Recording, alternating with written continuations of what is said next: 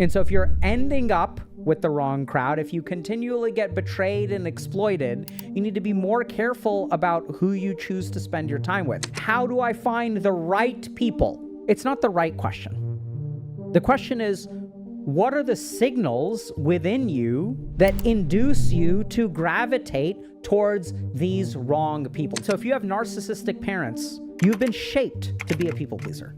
Hello, Dr. K. So I've grown up in a narcissistic family system for about 2 decades. And even after I escaped, I ended up in the wrong crowd a couple times, had a couple bad relationships, and I've been betrayed a lot because more than anything, I really wanted to trust someone without having my guard up. And I still want that on some level. But because of that, I've trusted people too easily and I've gotten backstabbed and exploited way too much. And it's gotten to the point now where I can't even trust kindness. Like, I see the potential for abuse in it. Like, even if someone gives me emotional support during a difficult time, how do I know they're not trying to figure out what my weaknesses are so they can exploit me later? And even if they reassure me that they're not being abusive or anything, I mean, they could be lying to me, or maybe they're not self-aware of their abusive patterns. Like, the paranoia runs deep right now. And the best answer I've been able to give myself is that deep down, everyone has the potential to be a little bit manipulative or a little bit abusive. And I just have to find people where their good outweighs their abusive tendencies. But I don't know if that's the best answer. So I'm wondering what you think. What a wonderful question. So I'm going to say a couple of things that I think are really, I hope they're helpful, but they're going to sound harsh. They're not harsh, I hope. So this is a really common problem because, so here's what happened. Like 10,000 years ago, there was like some narcissistic human being, and then they had children and they raised their children in a narcissistic environment. And what we know about children who grow up with narcissistic parents is that they will be socialized or conditioned to some narcissistic traits. And then, 10,000 years ago, this happened, and then they raised a little narcissist, and then that little narcissist grew up, and then they had a child, and then they raised a little narcissist, and it went on to the ages. And so what we tend to see is that if you have like narcissistic parents, or what we know is that narcissism is somewhat transmissible from parent to child. And when I say transmissible, there may be a component that's genetic, but a lot of it is the way that you are taught to relate to other human beings. Hey y'all, if you're interested in applying some of the principles that we share to actually create change in your life, check out Dr. K's Guide to Mental Health. And so we start by understanding what literally is meditation. How does experience shape us as human beings? How do we strengthen the mind itself as an organ? And so by understanding our mind, we understand a very simple tool, a crucial tool that we have to learn how to use if we want to build the life that we want to. So check out the link in the bio and start your journey today. So one of the biggest challenges, if you are someone who grew up with narcissistic parents, is that you will have narcissistic ways of thinking. Now, that doesn't mean that you're a narcissist and it's not your fault. It's like literally you are taught a certain mode of interacting with other people. And until you realize that that mode may have been internalized, you will continue to run into these problems. And so this person is saying, okay, I came up with the solution, which is like maybe everyone has the capacity to manipulate, everyone has the capacity to be kind, and I just have to look for the right people. Okay, so I want to show this to y'all. We're going to listen to this voicemail again. I'm not saying you're a raging narcissist, bro, but there are certain patterns of narcissistic thinking, okay? So we're going to listen to this voicemail again, and I'm going to jot down some phrases, okay? And then we'll see. Hello, Dr. K. So I've grown up in a narcissistic family system for about 2 decades. And even after I escaped, I ended up in the wrong crowd a couple times, had a couple bad relationships. And I've been betrayed a lot because more than anything, I really wanted to trust someone without having my guard up. And I still want that on some level. But because of that, I've trusted people too easily and I've gotten backstabbed and exploited way too much. And it's gotten to the point now where I can't even trust kindness. Like, I see the potential for abuse in it. Like, even if someone gives me emotional support during a difficult time, how do I know they're not trying to figure out what my weaknesses are so they can exploit me later? And even if they reassure me that they're not being abusive or anything, I mean, they could be lying to me, or maybe they're not self-aware of their abusive patterns. Like, the paranoia runs deep right now. And the best answer I've been able to give myself is that deep down, everyone has the potential to be a little bit manipulative or a little bit abusive. And I just have to find people where their good outweighs their abusive tendencies. But I don't know if that's the best answer. So I'm wondering what you think. So I think this is a great example. So first of all, like, props to this person, because the first step to overcoming this narcissistic conditioning, which is kind of what I would call it, is to like question and reflect. That is the main thing that narcissists don't do. So when I talk about narcissistic conditioning, what do I mean? So let's understand a little bit about narcissism, and then we'll go back to the list, okay?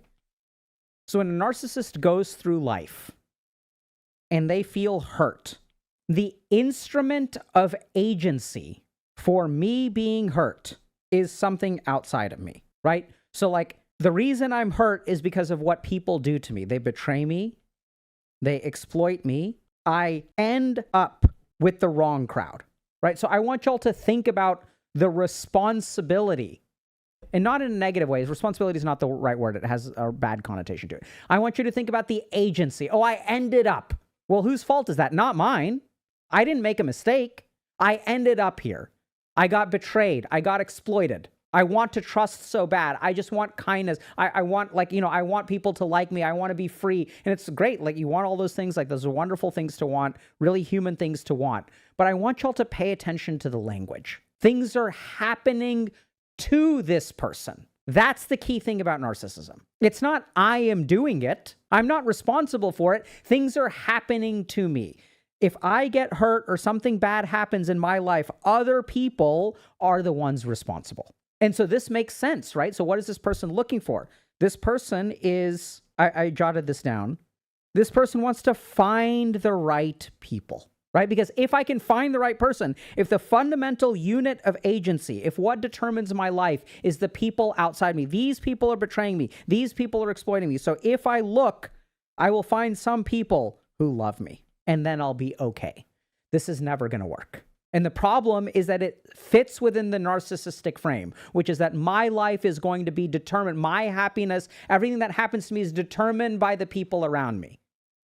You wore that dress to make me feel fat. You got a new car to make me feel like I'm a failure. You are making me feel this way. You're betraying me. You're exploiting me. You're doing it to me. I want you to love me. And love comes from you too. And this is what's so hard about it. It's not this person's fault. This is like literally the conditioning that I've seen time and time and time again. Because what this person, I want y'all to understand this, what this person internalizes, right? So it's not their fault, because this is like literally when you're fucking 3, okay? And like, your parent walks up to you and says, you just ruined my day for like shitting in your diaper, right? You ruined my day. The way that I feel is determined by you. Now I'm upset. Now I'm disappointed. Now I'm angry, and it's your fault. My internal state is determined. I have no agency. I can't do anything about it. Holy crap. You pooped your pants at the age of 3.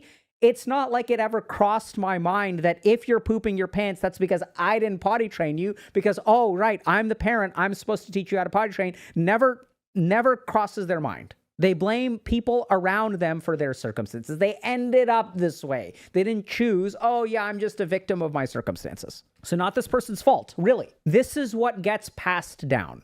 Now, is it genetic? Is it nurture? Is it something about conditioning? I imagine it's like all of the above. Okay. But this is what's so scary, because it's so subtle.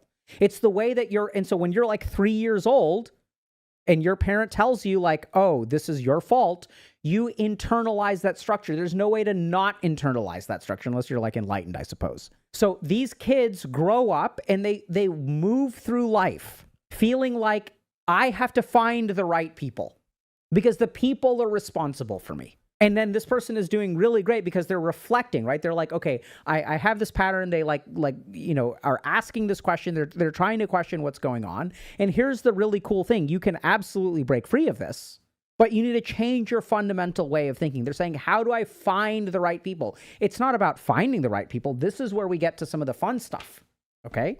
When this person was talking, right? So trusted too easily, can't trust kindness. How do I know? So now the question becomes, why do you trust too easily? What is it within you that selects for people who are going to betray your trust? Right? So there's some signal that you're sending out. And when you say betrayed or exploited, I wonder what they would say. What is their side of the story? Right? So I don't know if y'all have ever dealt with someone with narcissistic conditioning. Let's put it that way. I'm not saying this person is a narcissist, right? And the way that they're like, oh yeah, you're like exploiting me. And you're like, I'm not doing anything, bro. I just asked you for a favor. I've done you favors. I'm asking you for a favor in turn. And suddenly that's exploiting you, right? There's a lot of this strong language. And I'm not saying the person wasn't exploited. Very possible they were exploited. Quite likely they were exploited. If that's what they're going to say, we are going to accept that at face value and still be a little bit questioning of it. We're going to accept it, but we have the thought in the back of our mind that maybe there is some form of miscalculation here. Okay, so we just accept that you've been betrayed. Even if that's the case, trust too easily. You can't trust kindness. How do you know? You know by paying attention to yourself. You know by the way that you fix this is by fixing this. So how do you find someone that you can let your guard down, that you can trust them completely and they're not going to take advantage of you? You pay attention to them. You work on yourself some. You don't utilize them for whatever it is that you're utilizing them for. So this person says, I ended up in the wrong crowd. Hold on a second, because ending up in the wrong crowd is a series of decisions. In a series of feelings. Now you're over here. And then there's another feeling. And there's another action. And now you're over here. And then suddenly, before you realize it, you're in the wrong crowd. And so I don't doubt that they ended up in the wrong crowd, but it's not that ending up in the wrong crowd. This is the key thing. The main thing that someone with narcissistic conditioning needs to learn is that they are responsible. Right? If I feel like you are making me look fat because of the dress that you're wearing, that's not on you. This feeling that I have is coming from me and is my responsibility. Because I look at you and I feel insecure, now I'm blaming you for making me look bad. But that insecurity is from me. So I think the key thing here is you don't have to just hope that. And this person sounds super smart, and they're right? So we all have the capacity to manipulate. We all have the capacity for kindness. We all have both of those things. Absolutely correct. But this person is spot on that this seems like a terrible way to navigate life. It's going to get you screwed over and over and over again. So I think what you really need to do if you're in a situation like this is pay attention to this, that in your life, you will have a chain of feelings and actions that will wind you up, that you wound up in a place, you ended up in a particular place, surrounded by certain kinds of people, right? And who is it that betrayed your trust? Maybe you spent time with people who were really, really kind to you and asked to borrow $20. And they're like, oh, you're such a great person. You're such a great friend. I can trust you so much. You're so kind. And like, you were like, right? And then that person will exploit you. They're already exploiting you, but it feels so good. Oh my God, I'm such a saint. Oh my God, tell me how much I'm a saint. And why are you so addicted to that? Because you didn't get it from your parents, right? This person sounds Indian. Weird. The accent. I don't know if it sounds Indian to you. Maybe I'm wrong. But like, it's like, it's really hard because Indians are some of the, I'm sure they're not any more narcissistic or less narcissistic than other people. It's just a flavor of narcissism I'm really familiar with. So in parts of Indian culture, also East Asian culture, right? So there's a certain amount of narcissism that is respectable. We're the best. We're the brightest. Harvard, IIT, MIT, Google, Facebook, right? Not like Doctors Without Borders, World Health Organization, like that. Helping the world, right? Unless it's a mega guru. Oh yeah, I work for Google and then I go to my mega guru on the weekend. And it's the best guru, not the guru that you've never heard of. It's the mega guru. It's the most famous guru. Oh yeah, I did a weekend retreat with the most famous guru and I met the most famous guru. And wonderful, wonderful, right? This is sort of the attitude. So I think the key thing here is that it's not about finding the right people. It's about looking at yourself. And what is it that causes you to respond to the wrong people in a particular way? What causes you to run away from the right people? And I know this sounds crazy, but there's a great paper called the Repetition Compulsion, which is something that I think originally Freud talked about. But we tend to like seek out people who continually hurt us, right? This is like old. Okay, so this is like from residency days. You know, the role of loss and the repetition compulsion. This is by Paul Russell. This is a great paper about, you know, how we seek out the same kinds of people over and over and over again. And that we have like, you know, all this unconscious stuff, this stuff that's suppressed, like whatever. We don't need to go into it. But the key thing is that like, you know, if you're someone who has one of these kind of like narcissistic upbringings, there's a really good, and it's not just narcissistic, it's also like abusive, right? So you're going to be seeking people out that make you comfortable. That's not healthy, but you'll feel comfortable. You'll feel like you understand what's going on. They'll make you feel good in some way. There's some part of you that will gravitate towards it. And so if you're ending up with the wrong crowd, if you continually get betrayed and exploited, you need to be more careful about who you choose to spend your time with. And then you ask yourself the very logical question, how do I find the right people? But that's not, even though it's a very good question, very logical question, it's not the right question. The question is, what are the signals within you that induce you to gravitate towards these wrong people? Because you certainly know who the wrong people are, right? And so then what is it that made you wind up there? What were you chasing? And then try moving in the opposite direction. And it's really about introspection. What is going on within me? And this is why this is hard for people who have narcissistic conditioning, which is literally why like a really good treatment for narcissistic personality disorder is something called mentalization-based therapy. And what mentalization is, this is something that people with narcissism really struggle with, is when they look at other people, they don't understand that someone, not understand is not the right word.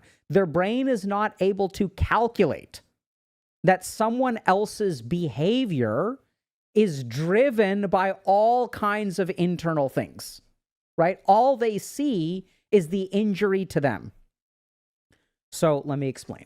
So if you wear this dress, and then I say, you're wearing this dress to make me feel bad. This is an action that induces a feeling within me.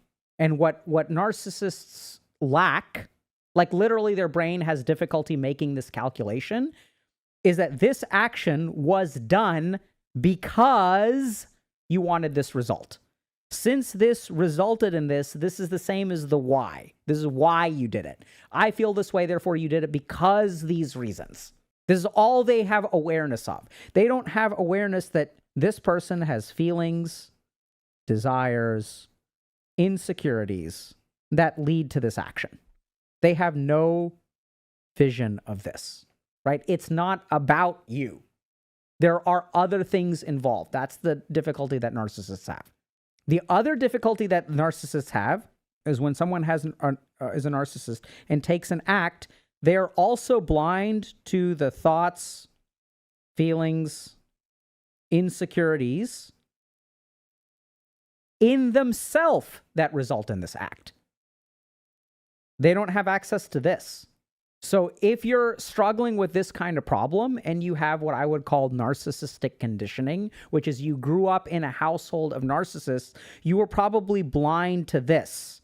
And this is why it feels like you ended up somewhere, because you're not aware of these drivers of your behavior. And you ended up getting exploited. You ended up getting betrayed.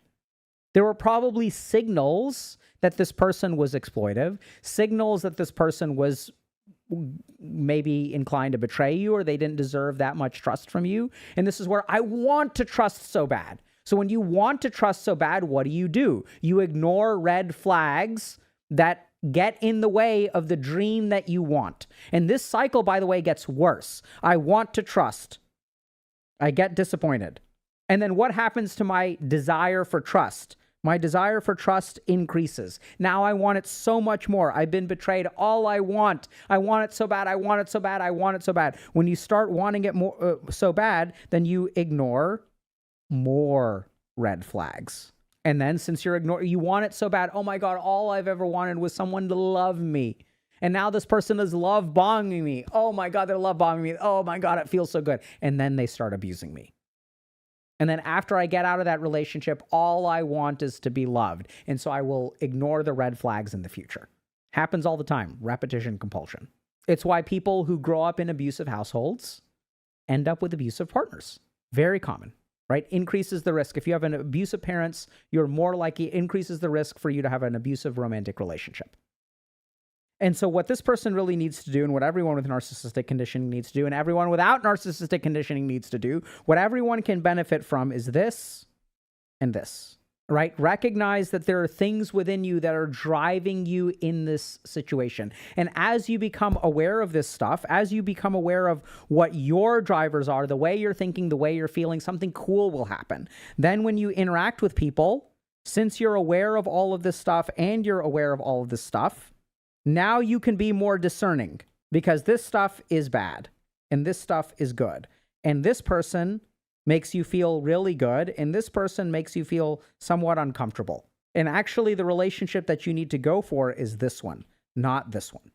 Because this person is making you feel great, but they're doing it in kind of a shady way. And even though this person is being open and accepting, they're making you feel insecure because they're comfortable in their body. And if you spend more time with them, maybe you will learn how to be comfortable in your body. That'll rub off on you. And this is really hard, but it's really opening up these dimensions of awareness. And for this particular person, and I think this is a great exercise for people who have narcissistic conditioning, if you ended up somewhere, look at the process of ending up somewhere. Look at what happened with you. What were all of the steps? And the better resolution and the better detail you have, the better off you're going to be. How did you end up here? What were you feeling? What did you do? What did they do? How did that make you feel a certain way? How did they pull you into this relationship? Because for them to pull you into a relationship, you have to walk with them, right? They send you a signal and then you have to say yes. That's the big thing that we sometimes have a lot of difficulty understanding, is you are complicit in the creation of this situation. And this is what's so hard about doing therapy with people who are chronically abused, is you have to show them in a non-blaming way that you participated in this reenactment. You actually do have agency.